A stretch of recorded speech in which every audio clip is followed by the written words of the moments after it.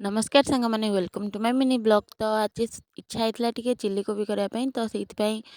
दे मुझे जाइलु दुकान नहीं आसलु सौदा आम ये गपी गपी आसचु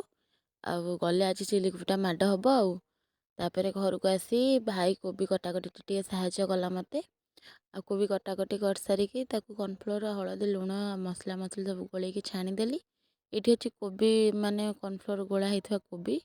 तापर किसी कड़े पड़े ये आमर छणा कि थुआई ये पियाज कैप्सिकम सब थुआई आमर जहाँ दरकार सॉस मसला मसली सब थुआई पियाज कैप्सिकम को टे भलसे भाजी नवा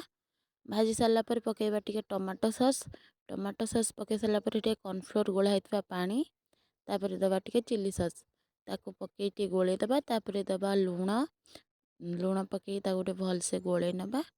तापर दबा हलदी गुंड देकी भी भलसे गोले नवा तापर जहाँ जी मसला आमर तरकारी आम यूज करती से पकेबा पकई छणा होता कोबी को भी पकईदेवा आम पकई सारापर